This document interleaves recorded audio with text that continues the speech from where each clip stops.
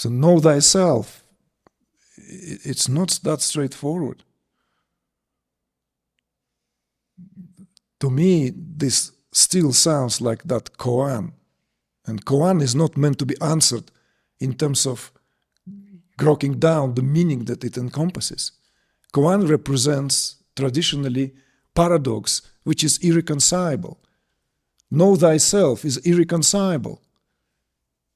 Because to know thyself, one needs to die to that what one considers to be in the first place. Without that death, the knowing of oneself as oneself is impossible. It's impossible. It's an oxymoron even.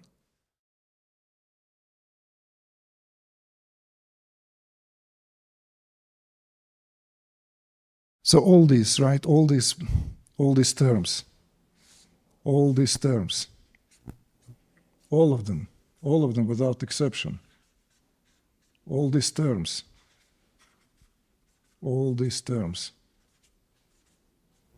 to whom this term correspond to?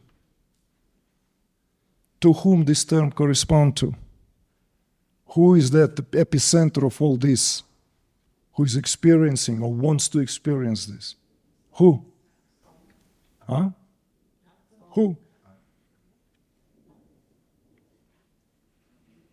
Human being. Human being. Who else? Who else? If there is no human being for whom these terms make any meaning, for whom are they relevant to? Please tell me. God. To God? What do we know about God? It's just a speculation.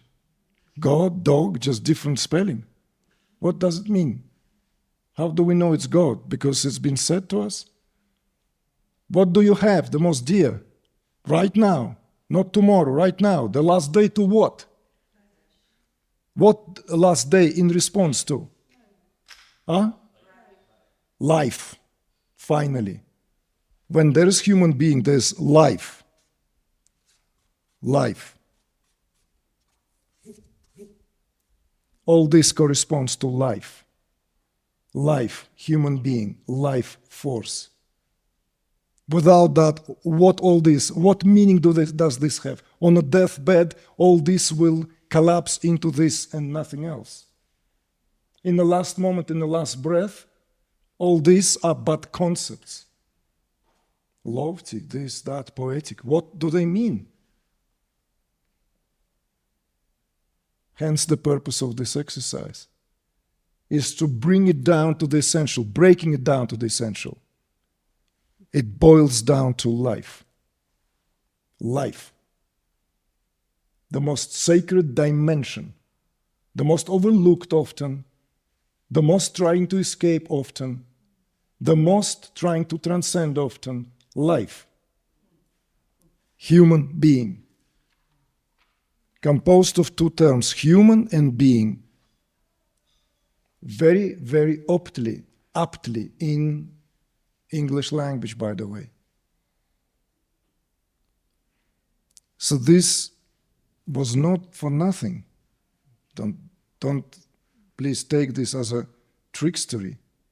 This was all an attempt to connect through the language to that what all these terms somehow represent and point to, but where these terms in turn point to. What is life? Who is human being? See?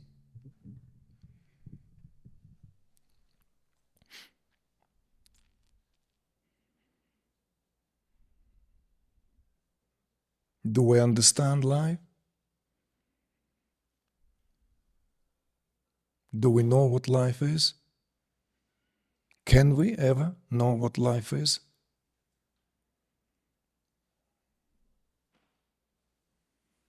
All we know is living. That is for sure. How do we know that? How do we know that? Where the certainty comes from? right now, at this very moment, not yesterday, not tomorrow, not in a moment, right now. Because each and every one of you can say with certainty, I am. Are you not? Are you right now, here, present, in whatever dozy, drowsy, fizzy, or sharp state? Aren't you not? Are you present? Are you conscious? Are you aware? You are here right now. I am. That I am is expressed as life. So just as that what was suggested, God, consciousness, Shiva, whatever terms we can come up with, is incomprehensible. Incomprehensible because it cannot be reduced to an object of comprehension. Consciousness, awareness cannot be reduced to an object of comprehension, an object of understanding, because it is not an object. It is forever subject. Forever. Forever.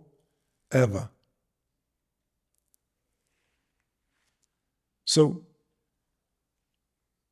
suggestions were made, intentions, longing, to want to know oneself. This is the first stumbling block, the first trip, where we tripped over. Do you want to know yourself? Well, reflect on this. How can you know yourself? At the entrance to the oracle in Delphi, that was written there in ancient Greece. Know thyself. Know thyself. And that in itself is a koan of the kind.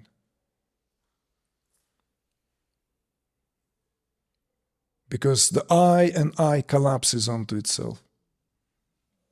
How can you know that by virtue of which everything else is known? The identity with the body-mind conglomerate, the identity with being this human affair, already means that you are an object for awareness that perceives itself as you in disguise.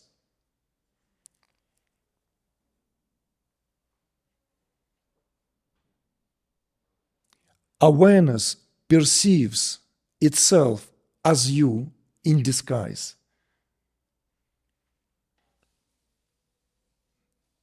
You see this? The rupture here is not an accident. That reality torn for subject and object dynamic to interplay infinitely. Infinite interplay of the way it interacts with itself. Self-interacting dynamics of awareness within itself. How can one truly know oneself? Remains the question, remains the koan, remains the inquiry. Because to know oneself, one inevitably here confronted with this irreconcilable paradox. To know something requires knower and known. And you are already known for awareness, for your own awareness, not some abstract, independent from you awareness. So while we, you, anyone lives this life, you are already known. You are known by that, by virtue of everything is known. You are that known. You are an object for the eternal subject. Awareness knows itself. How? Through the way it manifests itself as this entire creation.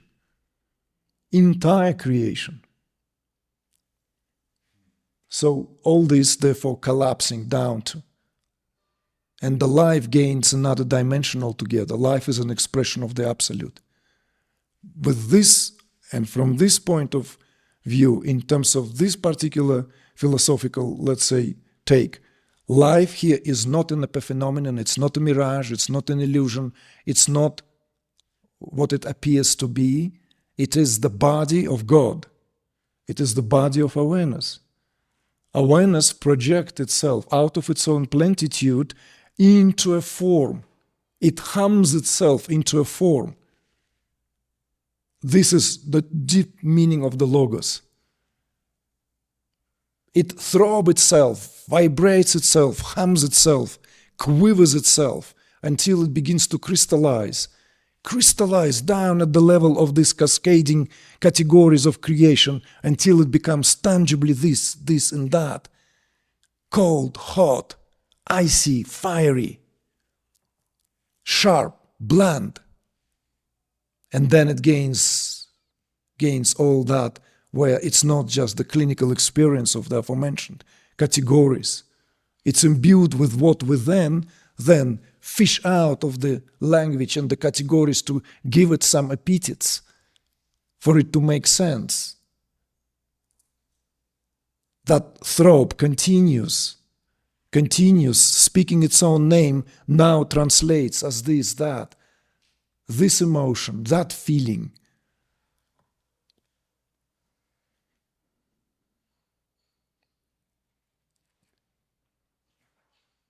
So this is an invitation to reevaluate this. Potentially, if there is enough of that oomph, what that truly here represents, this reality of being human, life, and all that, what is inseparable from, all these beautiful terms in language that are given as important, as significant, as carrying some weight, as carrying some value. But all boils down to that, what life here represents. Because if there is no life, to whom this applies? To homogeneous consciousness? Transcendental awareness? To whom this applies? It only applies to an affair of being human and no one else. It only applies whilst this, what we call, fleeting moment of being alive, whilst the life force animates the body. Without that, this is meaningless, has no meaning. It's not applicable to anyone. To whom is it applicable? To a giraffe?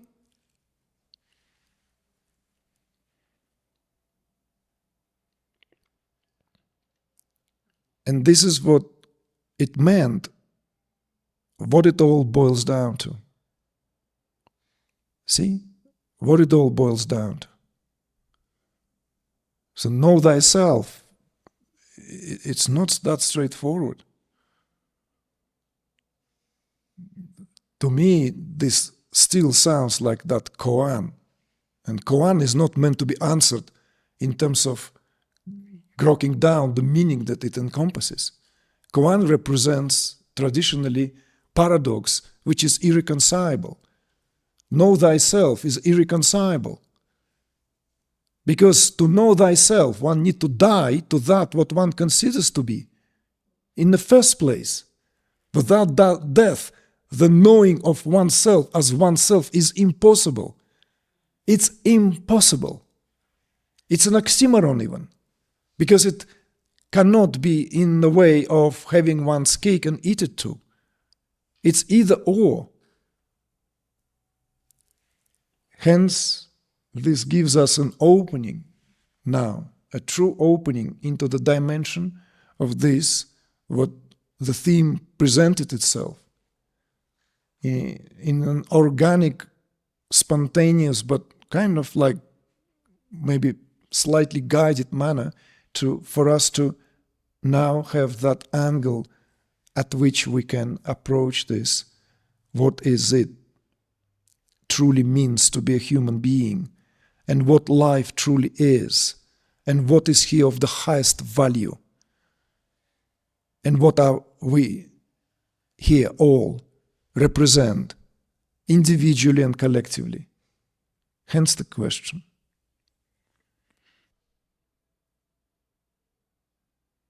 Value can only be known and checked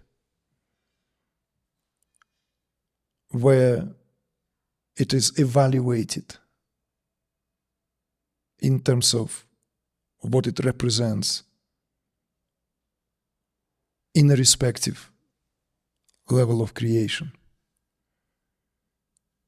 And as paradoxically again, we stand at that threshold where reconciling centuries-old dogmas and all these speculations in terms of how it all sits together, who is in charge, who are we here, with all these so-called breakthroughs in scientific inquiry, the question of life is more important than ever. Because on one hand, there is the insistence, now speaking in a more horizontal plane of the discourse, that we have somehow live at the level of that what we consider ourselves as that civilized world where the highest value is life, human life. And at the same time, we know how empty of true meaning that term has become. Life has no meaning whatsoever. Life is a poof, like that. It's a slogan which justifies certain, let's say, actions, policies, geopolicies. Human life has never been more expendable than it is today, I argue, with this statement, even though I know how potentially arguable that is, that one could say that it has always been the case. But what the emphasis here is on the true reevaluation of the value of human life, rather than the slogan-based or even based on some kind of like, let's say, pseudo-philosophical arguments presented as a basis of currently chosen, by whom, I wonder, system of values that are repeatedly imposed on the entire world by those who have taken upon themselves the role of the guardians of society, the shepherds of society.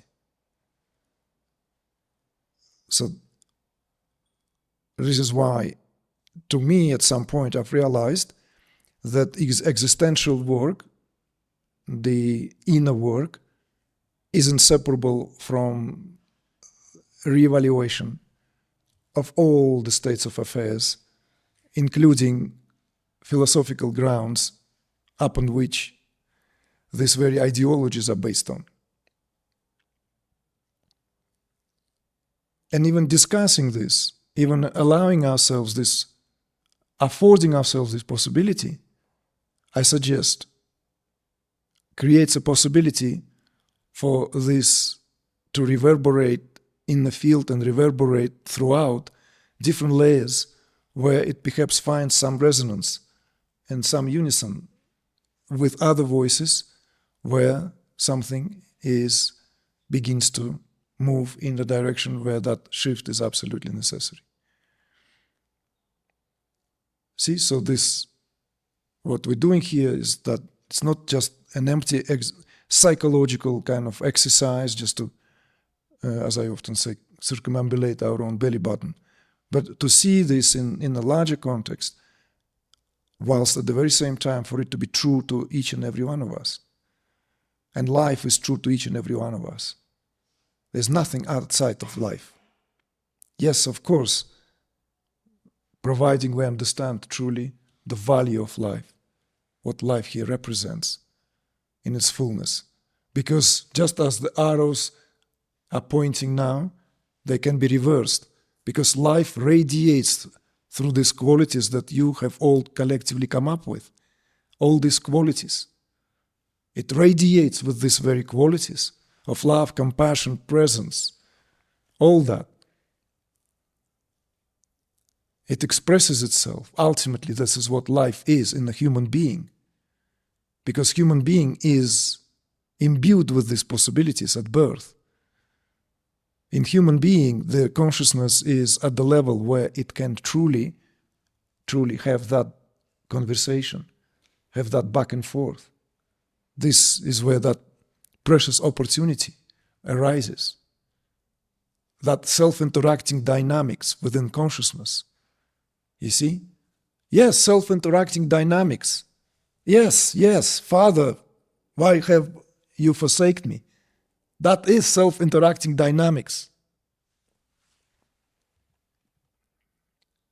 We can interpret anything in this sense if we are equipped with clear understanding and not clouded by taking all things literally, how they expounded in this and that doctrine.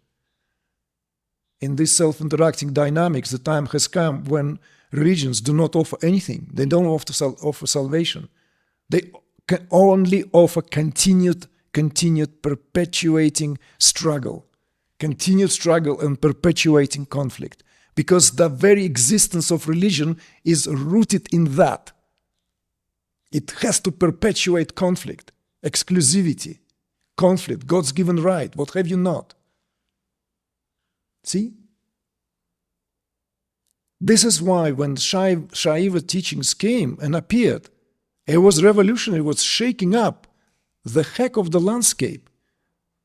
It's overthrowing, it's not short of how Buddha, when 5,000 years ago, threatened the whole setup, a cozy setup of all the Brahmanical castes and all that strata. No. As one of the, right, appointed ones, anointed ones, whatever, the one with the power, the one with the task, with the job, one of the incarnations of the great principle responsible for the preservation of Dharma, he shakes it, the whole thing, shakes it all, shakes it up. In the same way, when the teachings of the Shaivites, the Kashmir Shaivism, it's a democratic teaching. It equalized everything. Because everyone's essence is Shiva essence. And no one is, by any stroke of luck or whatever you grace, more merited than other. Because there's no one other than Shiva. This is the first declaration. This is like the statement. You see? It's not a religion in a true sense of how we understand what religion is. That there are custodians who acting on your behalf to connect you with God because you are too puny to have that connection. Too insignificant and, enmeshed in your own mess. You need to have custodians, someone who speak on your behalf to the Almighty. And then things might pan out in a better way than otherwise. So we don't want to, of course, throw the baby with the bathtub water.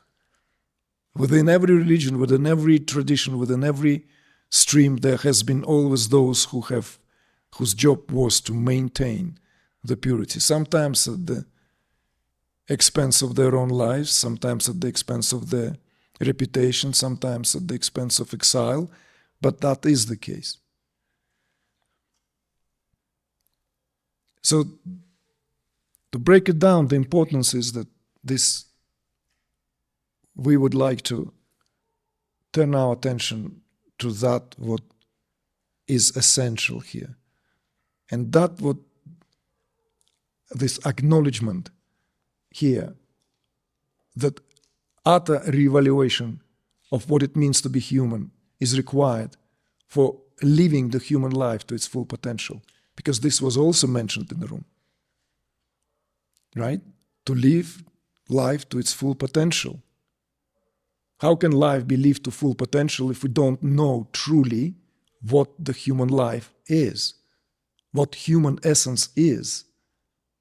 Not just soul like this. Yes, of course, but it's way too abstract. Way too abstract.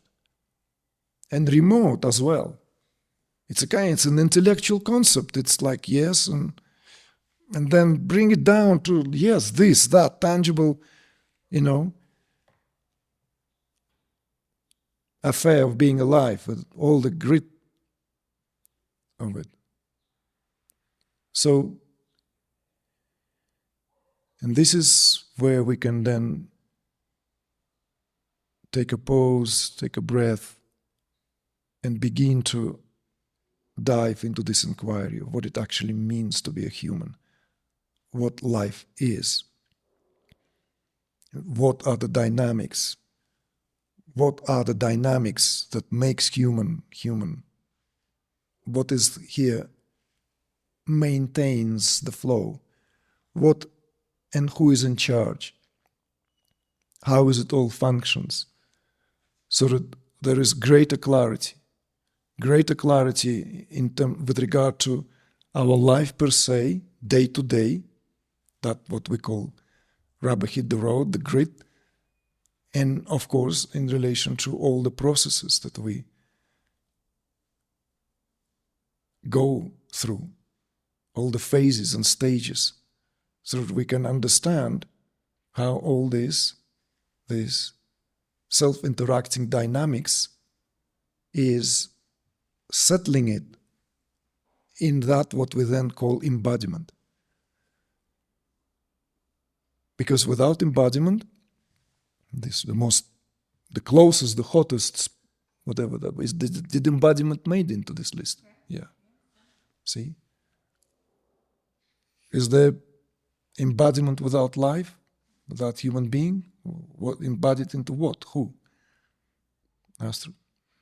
Everything you're saying makes perfect sense to me, and of course, I'm alive and I'm a human being, and I identify completely. But there are people who have died temporarily and come back, and I do have experience connecting with spirits or energetic body, whatever you want to call it, of people who were alive as human beings and are no longer. And there's certainly some people's experience of interdimensional beings, or maybe, I don't know, life that's not human, and so I'm wondering, how does all of that interact? It's, there seems to be a lot of life that's not in human form. And how does that work with everything there's? Mm-hmm. Well, you kind of striding a bit ahead of what we will have to unpack, unfold gradually as well, so that we definitely don't just somehow assume that life is spoken here with regard to, let's say, that what is experienced. But for the time being, it was important to make this as direct as possible. Life force. See? Life force. So at the moment, the emphasis here is that whilst in the body, so as to rehabilitate the value of the body, the value of consciousness, as it were, expressed as a living organism even organism. We have to reevaluate and overcome that what is now has turned into inquisition. Because the modern state of medical service, it's a kind of a newly evolved inquisition. They may not even be aware of that. There may be some energies at play. I'm not going to go into that. We can go into that on a separate occasion. But to me it's very clear that every single industry, every single corporation out there today, which is also an expression of consciousness, is in service of destroying life at its very root, not promoting life. So this is why the reevaluation of term life will be a continued theme through our immersion. So we don't somehow settle on only transcendental or non-dual perspective of what life is. Here and gone, right? Awareness remains. Pack your bags, let's go and have time at the jacuzzi. Why to waste on all these so-called speculations? But what's important is to understand that right now it is almost feels that we need to speak to that, redress this. How is it possible to come out of this conundrum, from this deep,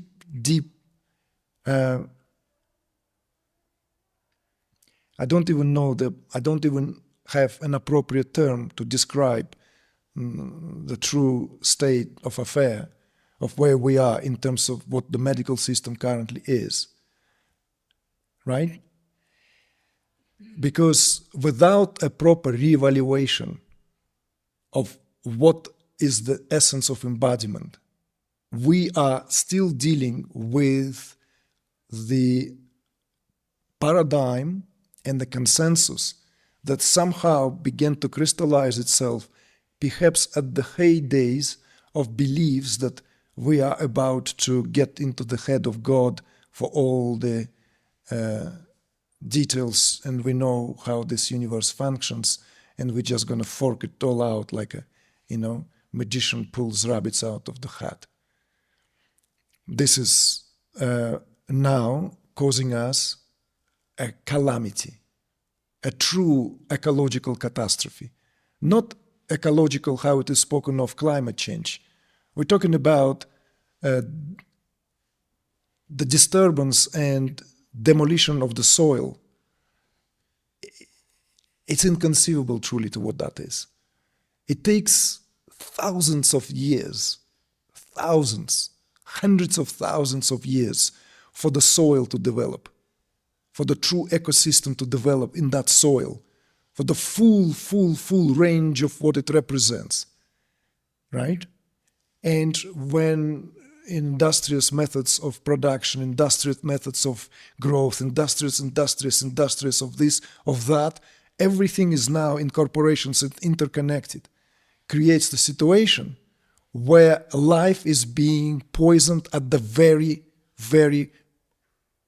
I would say, place of where it springs forth to thrive and to experience itself for what it is. You see?